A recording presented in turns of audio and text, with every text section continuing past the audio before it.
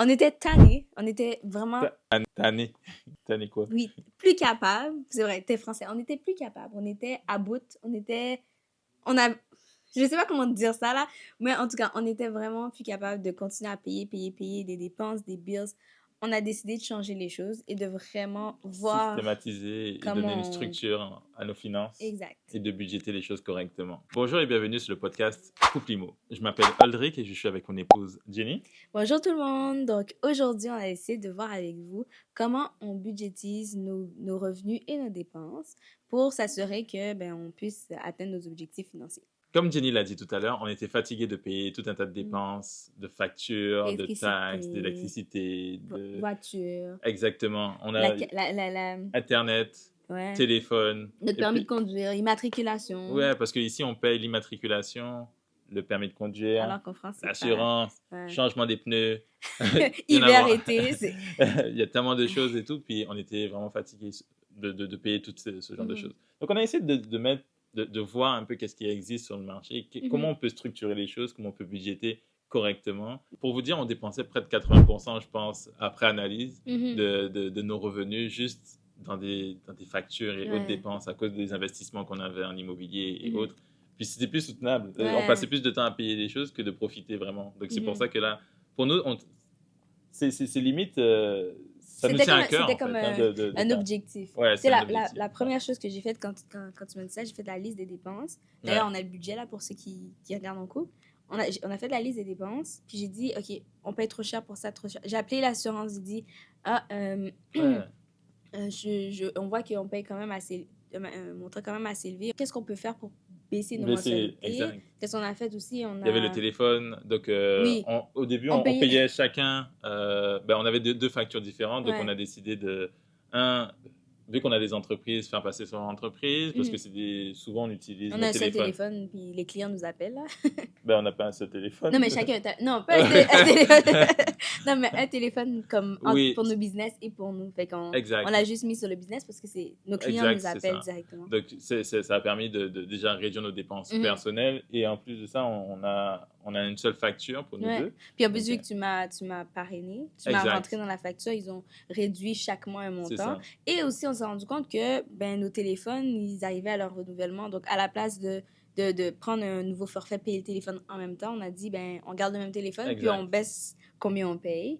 C'est ça. En fait, on a essayé tellement de choses. Stratégie pour payer le moins possible. Exact. Pour au moins ne pas se faire collecter, comme on l'a dit. Exact. Puis, on a fait une entente aussi avec les locataires pour qu'ils payent leur électricité. Exact. Puis parce qu'on paye l'électricité. Ça aussi, c'est une chose, on fera peut-être une vidéo sur gérer les immeubles, comment on gère nos immeubles.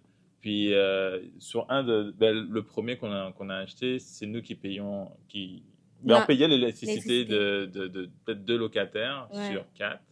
Mais en plus, vu que c'est nous qui payons l'électricité, souvent les locataires font pas forcément attention et on payait des sommes des fois astronomiques en hiver, 700, 800, $1,000. On a déjà eu des factures de $1,000, $1,100 d'électricité. Qu'est-ce qu'ils font?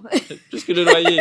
C'est plus que leur loyer. C'est pas possible. Non, mais c'était vraiment quelque chose. Donc, là, il fallait qu'on reprenne le contrôle. Et on a pris une entente pour que ce soit eux qui payent leur consommation. Quitte à baisser un peu leur loyer. Exact. Pour qu'on harmonise le tout et pas qu'on se fasse... Qu'on soit à la gorge au cou. Exact. On se fasse avoir ou... Je sais pas comment le dire. Mais on a d'autres dépenses aussi pour l'immeuble. Si on fait juste payer la consommation d'énergie et tout. On ne peut pas améliorer l'immeuble où ils vivent. Donc, c'est aussi pour eux. Exact. Donc, ça a été quelque chose qui a fait que, oui, on s'est dit, non, il faut faire quelque chose là-dessus. Et c'est comme ça, en fait, qu'on a travaillé sur un peu la règle du 50-30-20. Donc, je ne sais pas si vous connaissez, mais c'est 50% des revenus vont dans les besoins primaires. Exactement. 30% vont en général dans ce que tu veux, dans des vêtements, des sorties. C'est ça, des amusements. Enfin, comme des choses qui te font plaisir. Puis 20% dans les savings, donc dans les épargnes et dans les investissements. Donc, nous, on a dit on va switcher les choses un petit peu parce qu'on veut pas... On veut faire des choses qu'on aime, mais on aimerait un petit peu plus mettre d'argent dans tous nos investissements. Donc, on s'est dit maximum 50% pour nos besoins, mais on va faire 30% minimum pour pour nos investissements et 20% pour ce qu'on veut. Et dans ce qu'on veut, on s'est dit, bon, ça fait déjà 70%. On veut aussi mettre 10%, donc on a réduit un peu. 10% pour tout ce qui est don. Donc, ça peut être l'église, ça peut être des causes qui nous intéressent, etc. Parce qu'on pense qu'aussi c'est très important de redonner. Surtout quand on a la chance de générer des revenus, ça serait bien d'aider les autres. Puis c'est ça. C'est une forme de remerciement aussi parce que si on est capable de générer du revenu, c'est à cause de la santé, de pas mal de choses. Donc pour nous, on trouvait que ça quand même assez important. En tout cas, c'est une de mes mes missions, disons, qu'au moins 10% de ce que je génère, ben, que je puisse au moins le donner. Exact. Puis c'est ça, dans le fameux 20% que nous, du coup, on utilise pour tout ce qui est amusement. On a mis en place une stratégie avec les points. Donc, en gros, ce qu'on fait, c'est que quand on voyage, donc le but, c'est qu'on augmente nos revenus sans augmenter notre train de vie, hein, bien sûr. Mais quand on ne finance pas nos voyages juste avec de l'argent, on finance nos voyages aussi avec une stratégie de points. Tu as vraiment passé du temps là-dessus pour comprendre. Là. Exact. Chapeau. C'est sûr qu'en France, c'est totalement différent. Ici, en Amérique du Nord, c'est très développé le système de points avec les cartes de crédit. Et même avec quand tu achètes peut-être une nuit d'hôtel ou quoi que ce soit, on reçoit des points. Puis c'est extrêmement développé. Et puis ça, c'est quelque chose qu'on utilise énormément. Exact. Et ça nous a permis déjà de voyager peut-être 2-3 fois pour gratuit. Presque gratuit. Des fois gratuit, des fois on a décidé de upgrade un petit peu. Donc, c'est ça. Mais c'est vraiment, sincèrement, ça fait vraiment une différence parce qu'on peut voyager puis on dépense pas trop. Puis en plus, sans augmenter notre train de vie. Parce qu'on a aussi des cartes de points pour les entreprises. Donc, quand tu fais de la publicité, quand tu fais des dépenses d'entreprise, tu as des points. Puis quand tu peux voyager, ben, tu utilises les points d'entreprise. C'est des points. Moi, je veux juste rebondir sur une chose. C'est que les points pour les entrepreneurs, ceux qui ont des entreprises, ben oui. c'est tellement quelque chose d'important. En fait, moi, je dirais important. Pourquoi? Primordial. Parce qu'en fait, on fait de la publicité pour avoir un retour sur investissement. Mais si on utilise notre carte de points pour la publicité, ça veut dire qu'on a potentiellement des voyages pour limite gratuits. Parce que de toute façon, on va repayer la carte grâce au retour sur investissement. De ce que tu as fait. Exact. Donc, c'est tellement important. Et puis, il y a quelque chose, peut-être c'est mon prochain objectif, c'est ouvrir une carte aux États-Unis parce que des fois, je crois que sur chez American Express, je crois, ils ont une carte, je crois que c'est la Gold, qui donne 5 fois les points, non, 4 fois les points la publicité. Sur les investissements en termes de publicité. Donc, Google Ads, Facebook Ads et tout ça. C'est ça. Pour moi, c'est comme une formule gagnante. Tu utilises ta carte de points pour faire de la publicité. Tu as plus de clients grâce à la publicité. Tu payes ta carte, mais tu as des points que tu peux utiliser pour voyager. Voyage d'affaires. Voyage d'affaires, même, je pense qu'on peut utiliser les points pour les voyages personnels, non? Oui, en fait, oui, ça pourrait aussi. Enfin, quand je dis voyage d'affaires, on peut l'utiliser aussi pour les voyages d'affaires, en fait. Mais il y a tout un écosystème et il y a vraiment des gens que je suis aux États-Unis, au Canada aussi. Il y a Prince of Travel. Ouais, exact. Mais c'est ça, ce sont des gens en fait qui ont découvert. C'est quelque chose qui existe depuis un certain temps, mais on n'y prête pas attention parce qu'on ne peut pas perdre notre temps. On se dit peut-être que c'est un scam. Mais il y a tellement de systèmes de points qui sont, comment dire, qui te donnent rien en retour. Je ne veux pas nommer de nom là, mais exemple, mon expérience personnelle, par exemple, Airline, c'est quoi? C'est Air Miles. Air Miles. Ouais. Ça fait des années, là, ma mère, ça fait longtemps qu'elle utilise des Air Miles. Elle a des miles, mais elle peut pas les utiliser. Alors que juste quelque chose comme, pour moi, personnellement, les points optimum, le nombre de choses que j'ai eu gratuits, même l'épicerie gratuite, là, parce que je vais à la pharmacie, puis j'ai des points et je peux l'utiliser pour l'épicerie. C'est comme, c'est tout ça fait qu'on a vraiment réarrangé comment on dépense pour que chaque dépense ait un retour sur investissement indirect. Que ce soit l'épicerie, donc quand on utilise l'épicerie, on a des points. Que ce soit tout ce qui est pharmacie, il y a même l'essence. On l'utilise un peu moins parce qu'on aime beaucoup l'essence à côté de chez nous. Mais on essaie vraiment de toujours optimiser vraiment chaque dépense qu'on fait. Exact. Que ce soit des dépenses qu'on n'a pas le choix de faire. Sincèrement, même Audrey, un jour, il m'a regardé, il m'a dit « Jenny, si on pouvait payer le loyer avec notre carte pour avoir des points... » Ça, c'était au début. Au début, je pense que je devenais un peu fou. honnêtement, je voulais tout payer avec mes cartes de crédit et repayer, bien sûr. Le but, c'est pas de payer avec la carte de crédit que ça augmente. Et que ça augmente et qu'on ne paye pas. Bien sûr, c'est de l'argent qu'on a et qu'on utilise justement le système de crédit pour générer des points et tout. Certes, il y a des gens qui peuvent penser que ça pousse à la consommation, mais si tu le fais correctement, non. Mais tu l'utilises déjà avec tes cartes. C'est ça. Beaucoup de personnes, la plupart des gens qui nous écoutent, ils ont une carte de crédit. Donc, la seule différence, c'est quelle carte j'utilise. C'est ça. C'est pas comme augmenter mes dépenses à cause que j'ai une nouvelle carte. Exact.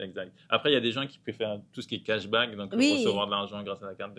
Nous, c'est moins on n'est pas intéressé par ça. C'est vraiment parce qu'on aime voyager, parce qu'en gros, on n'achète pas de biens de consommation, mais on veut voyager. Je pense que les points pour nous, c'est vraiment cool. C'est fantastique. Puis il y a aussi une carte, je pense. Je pense on est passé directement là-dessus.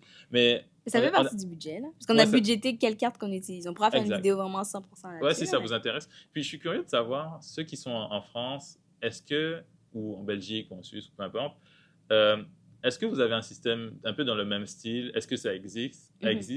Je sais que American Express est quand même présent en France et en Europe, mais est-ce que c'est aussi poussé que ça? Toi, qu'est-ce que tu mettrais, par exemple, en gros, dans ton 50%?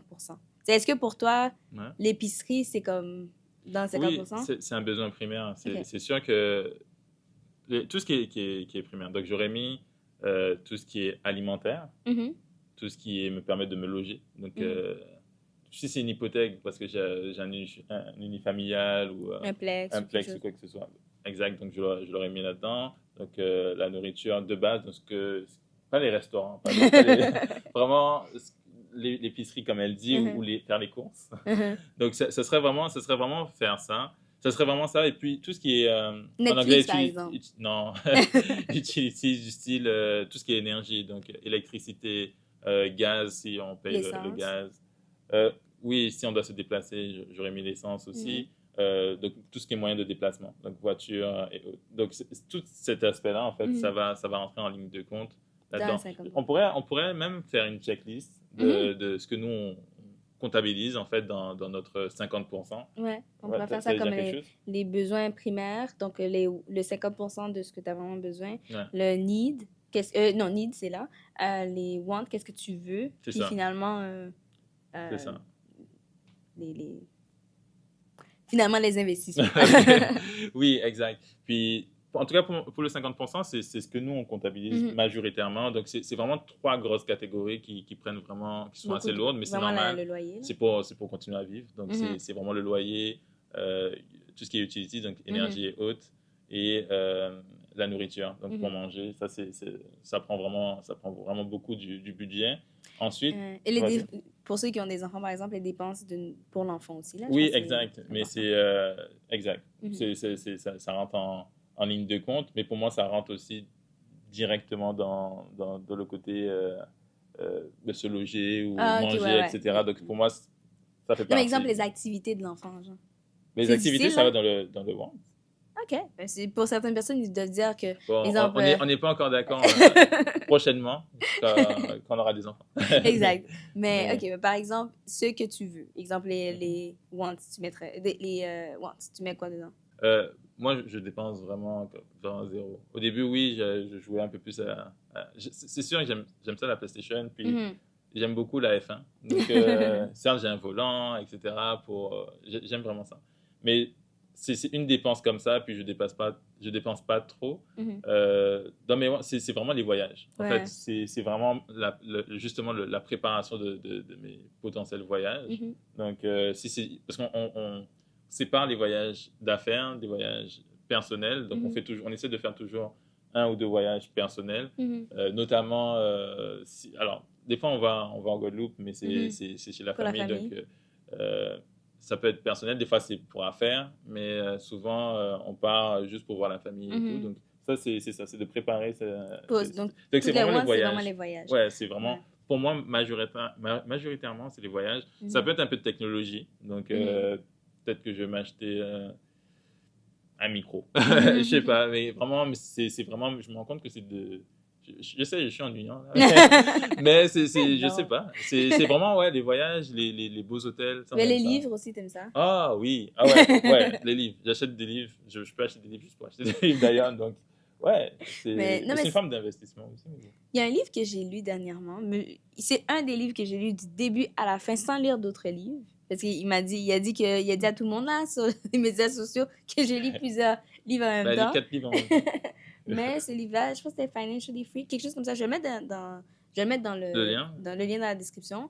Mais c'était un livre qui donnait la relation entre les wants et les needs et comment bien budgéter sans budgéter. Je pense que c'est important de savoir comme... C'est vraiment, vraiment intéressant, mais ça disait que de faire la liste de tout ce que tu aimes, de prioriser ce qui te fait vraiment plaisir au lieu de couper. Donc, en fait, tu vois, tout à l'heure, quand je disais que tout ce que tu dois dépenser, tu réduis dedans, ben, tu dépends, ce que tu as réduit, tu peux ça l'utiliser pour les investissements, mais tu peux aussi l'utiliser pour des choses qui te font vraiment plaisir. Il y a des gens qui disent, OK, je vais budgéter, j'arrête de dépenser, ça marche pas. Il faut que tu dépenses sur des choses que tu aimes parce que sinon, tu vas, à un certain moment, péter un câble et commencer à dépenser comme... Oui, exact. Et dépenser beaucoup plus que ce que tu avais économisé. Donc, c'est mieux de savoir, exemple, toi, dès qu'on a dit livre, tu étais vraiment comme, oui, j'aime ça. T'achètes 2-3 livres, puis là, maintenant, t'as plus besoin d'acheter des choses que t'as pas vraiment envie. Des fois, on fait juste des choses parce qu'on veut le faire. Par exemple, aller au restaurant, mais est-ce que c'est quelque chose entre aller au restaurant maintenant ou aller dans un voyage? Qu'est-ce qui te fait plus plaisir? T'as plus envie d'aller en voyage, fait que tu vas aller en voyage pour justement... Tu vas économiser cet argent-là pour faire quelque chose qui te fait vraiment plaisir et non pour quelque chose que tu dois faire ou dépenser comme ça. Puis, t'as parlé de restaurant, puis c'est vrai que on va au restaurant ici. Je suis pas trop fan des restaurants au Québec. Je trouve que certes, il y a des beaux cadres, mais la nourriture, je suis pas fan. Je sais pas pourquoi. Si vous connaissez un très bon restaurant à Montréal ou même aux alentours, je serais vraiment intéressé parce que j'ai vraiment, je sais pas pour toi là, mais j'ai pas encore trouvé un restaurant où je me suis vraiment... T'es comme bien, t'es comme... en termes de revenir, goût vraiment. Et tout, saveur, pas encore. Guys, faites un beau restaurant, parce que moi, j'aime bien aller au restaurant de temps en temps. Mais ça fait partie, c'est sûr que ça fait partie des choses... Des sorties de couple, mais... Non, c'est vrai. Ouais, parce que c'est budgété comparé à Miami, par exemple, où genre il y a tout un spectacle, il y a des cadres, il y a comme un petit truc de plus que juste la nourriture. Et la nourriture est quand même bonne. Il faut dire que c'est un peu plus salé des fois, la nourriture aux États-Unis. Mais c'est bon. En Guadeloupe, il y a comme un cadre, il y a de la musique, il y a une ambiance, il y a quelque chose. Alors qu'ici, on va vraiment au restaurant parce qu'on veut changer, on veut arrêter de travailler. On veut voir autre chose. Mais c'est pas comme un... à la fin, on se dit on a vraiment payé $200-300 pour ça. En plus, ça coûte super cher. Fait que j'ai vu des TikTok là-dessus où les gens disent mais comment vous faites pour payer autant au restaurant et ça coûte super cher en fait. Vivre au Québec, là, au Canada, le coût de la vie a vraiment augmenté. De fou. C'est vraiment... En plus, avec les tips, imagine 20% de tips. Mais je veux pas non plus... Je respecte beaucoup les gens qui sont dans la restauration. Mais quand tu dis tu mets 20%, après avoir dépensé $200, tu mets $40 de tip, c'est quand même beaucoup. C'est énorme. Si c'est un très gros groupe, OK, mais des fois, tu paies 2 puis tu es dans un restaurant, tu donnes $40 de tip, alors que des fois, la nourriture n'était même pas bonne. Ou le service n'était pas... Les services n'étaient pas super. Ou même, des fois, le drink n'est pas bon, ben tu t'es comme... Tu l'as pas dit que c'était pas bon. Je parle d'expérience. Tu l'as pas dit que c'était pas bon. Fait que là, tu payes déjà un $15 pour la boisson que t'aimes pas, $20 pour la nourriture, ben, $50 pour la nourriture que t'as pas aimé. Après, tu mets un $20. Il y a beaucoup de fois où on est allé dans certains restos puis on a dit ça vaut pas la peine. Ça valait pas le montant qu'on a dépensé. Puis en tout cas, c'est une réalité. C'est pour ça que moi, quand je dis voyage, pour moi, tu le sais, je sais pas si c'est la même chose pour vous, c'est vraiment voyager, profiter justement de nouveaux cadres, donc profiter des restaurants, profiter d'un bel hôtel, profiter de spectacles, etc. Et c'est vrai que quand on est comme dans notre ville, on profite pas tant on profite pas, on prend pas le temps de voir qu'est-ce qui se fait autour. Ben, on a vu là, genre juste pour aller, on essaie d'analyser ce qu'on fait là, on n'est pas parfait, mais on a vu qu'un billet d'avion pour aller à Miami, à Orlando, ça coûte $300. Un resto, une soirée, comme entrée, boisson, plus souper et tout, et avec le dessert, on est proche de ça. Ouais. Donc, on se dit, mais c'est 2 billets, comme on arrête 2 restos dans le mois, là, puis on peut aller un aller-retour à Miami. Ouais. Après, oui, il faut le logement et tout ça. On fait ça 2-3 mois, après, tu peux économiser pour le reste. Ouais, c'est pour ça qu'on priorise quand même. Si c'est pour, justement, mettre tout ça dans notre budget, on priorise faire un voyage, profiter vraiment de ce voyage, puis plutôt que de dépenser sur quelque chose où on sait que on l'a juste fait pour la par forme, principe. par principe. C'est ça. Donc oui, sinon, c'est des voyages d'affaires. Puis, pas des voyages d'affaires, des restaurants où on va rencontrer des potentiels clients ou quoi que ce soit. Là, c'est différent. Là, c'est pour affaires. Donc oui, on va au restaurant dans ce cadre-là. Mais c'est pour... Mais une chose par exemple, là, si on regarde, exemple, les investissements, on a dit qu'on va mettre 30% de notre revenu là-dessus. Une chose, par contre, qu'on s'est rendu compte que des fois, c'est peut-être pas assez. Puis au début, quand quelqu'un débute, là, qui n'a pas encore acheté, il faut peut-être mettre un petit peu plus. Faut peut-être pas peut-être, il faut mettre un petit peu plus. Parce qu'après, justement, je parle en tant que courtier hypothécaire, c'est qu'après, quand tu as acheté ton premier bien et que ça a pris de la valeur, tu peux refinancer pour acheter ton prochain.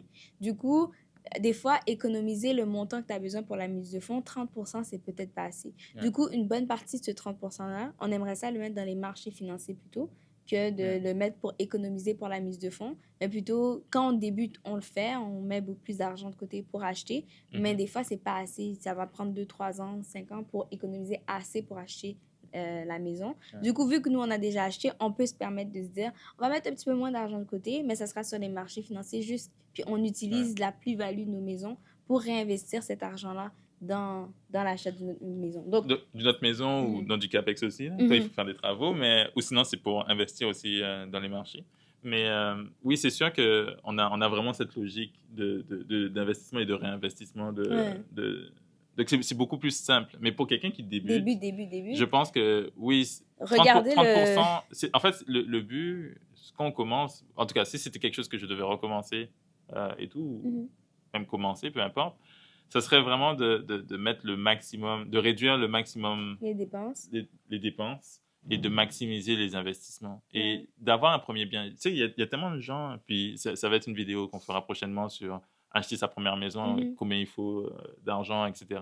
Tu t'y connais quand même bien. Peut-être ça peut aider quelques couples, quelques personnes. Mais il y a tellement de gens qui... Je ne sais pas pourquoi ils ont comme l'analysis paralysis, ils n'arrivent pas à acheter un premier... faire le premier pas. Faire le premier pas. C'est pas obligé, selon moi, je pense pas que c'est obligé que ce soit un plex, que ce soit un duplex, donc 2 logements, 3 logements, 4 logements ou quoi que ce soit. Des fois, vous pouvez acheter un condo, vous pouvez commencer quelque part, puis après, vous pouvez refinancer ou revendre et acheter beaucoup plus gros, beaucoup plus intéressant. Et dans mon entourage, je vois beaucoup de gens qui restent bloqués parce qu'ils se disent non, je veux un plex et tout. Puis c'est dommage parce que les gens qui disent les taux vont baisser, etc. Ça va pas. Et de toute façon, si les taux baissent, ça va coûter plus cher. Donc ça change rien du tout. Donc il faut faire très attention à ça. Je pense que la priorité en fait, en tant que personne qui veut investir intelligemment ou faire grandir son patrimoine, créer quelque chose de gros, c'est de commencer, de démarrer. Donc acheter. Achetez ce que vous pouvez acheter. N'achetez pas aussi au-dessus de vos moyens parce que vous allez être dans un problème. Achetez un plex usagé, donc qui a je sais pas, des années 1950, 80 ou quoi que ce soit. Ça vient avec des dépenses et de très grosses dépenses. On a déjà refait un toit et un toit, c'est quasiment 20 30 000 $. On l'avait budgété justement lors de l'achat avec la banque et tout. Mais sinon, si vous vous rendez compte, parce que sincèrement, je sais pas comment on aurait financé ça. Si on avait... Bon. Non, mais, on aurait trouvé, je sais pas comment. En tant que débutant, qui a juste deux personnes qui travaillent, on est des salariés, on a notre... Comment tu finances ça? C'est tout à fait... Tu achètes ça sans marge de crédit, avec un minimum de mise de fonds, puis tu as autant de C'est pour ça que je pense que c'est vraiment important, puis ça sera aussi peut-être une autre vidéo, d'avoir les bons professionnels autour de soi. Tu sais, moi, je sais que toi, tu es super bon pour analyser les biens. Mais je suis très proche du courtage immobilier. Exact. Donc les comptes immobiliers, les zones, etc. Tu choisis bien les biens. Puis moi, je suis en fonction de la stratégie, est-ce qu'on cherche... Et ça, c'est vraiment quelque chose, on en parlait, et on va reparler bien sûr des professionnels, mais c'est tellement important de voir quel type de bien qu'on achète. Est-ce que c'est du cash flow ou de l'appréciation? Et il y a beaucoup de gens qui se disent, je vais acheter à Montréal, par exemple. C'est super compliqué, c'est super cher. Alors, cher, faut comprendre aussi une chose, c'est qu'il n'y a rien de cher quand on parle d'investissement. C'est cher quelque chose est cher quand c'est un produit de consommation, mais en investissement, c'est pas parce que quelque chose, c'est pas dans le budget. Tu veux dire. Non, mais en fait, oui, ça peut être surévalué, mais c'est pas forcément cher. Parce que quelque chose peut être à 3 millions, mais en fonction des revenus que ça génère, ça veut pas dire que c'est cher. Au contraire, ça peut break-even ou ça peut amener du cash flow. Donc, c'est peut-être pas dans nos moyens, mais ça veut pas dire que c'est cher. Et ça, il faut faire très attention à ça. En investissement, il n'y a rien de cher. Il faut voir la valorisation, donc la valeur par rapport au prix. Et là, en fait, on peut voir si oui ou non c'est intéressant. Donc, il est plus important de se concentrer sur le cash flow dans un premier temps et ensuite aller sur de l'appréciation et tout. C'est pas forcément une bonne chose d'aller à Montréal ou dans des quartiers un peu plus patrimonial, comme on dit à Paris ou en France, mais vraiment se dire comment on peut générer du cash flow. Parce qu'en fait, c'est un peu le boost, c'est un peu le sang, en fait, des investissements. C'est le fait ça fait rouler la machine. Donc, il faut toujours garder ça en tête. Investissez dans ce que vous pouvez. Essayez de prioriser dans un premier temps du cash flow. Puis si possible, oui, mais le plus que possible pour débuter, parce que sinon, si vous n'avez pas de cash flow, ça devient difficile de continuer. Parce que sinon, vous ne qualifiez pas pour d'autres achats, ou ça devient de plus en plus compliqué. Donc, vous n'avez pas le droit. Vous n'avez pas le droit. Vous n'avez pas le choix de prioriser, de bien investir. Je reviens sur... Quitte à se mettre avec du monde, là. Quitte à se mettre avec du monde, oui. Ça, c'est autre avec chose. Du monde, comme exemple, son conjoint, quoi que ce soit. Bien sûr, acheter en groupe et tout. Mais c'est là où je reviens après sur être bien conseillé, parce qu'on a parlé du courtier immobilier, il y a le courtier hypothécaire qui peut justement guider. Il y a le notaire, il y a un bon avocat. Un bon comptable, parce que un mauvais comptable peut faire en sorte que si tu ne fais pas bien ta comptabilité, c'est pas... C'est ça, tu te fermes des portes, certaines portes même du côté hypothécaire. Là, si tu déclares pas les choses correctement, après, quand tu vas acheter, on te dit, mais ils sont où les revenus que tu as perçus, puis ils apparaissent pas dans tes impôts. Et c'est l'erreur de beaucoup d'entrepreneurs ou d'auto-entrepreneurs qui ne déclarent pas tout, puis que quand ils veulent acheter, ça devient de plus en plus compliqué, parce qu'ils ont demandé peut-être à leur comptable, ou le comptable a mal inscrit les revenus.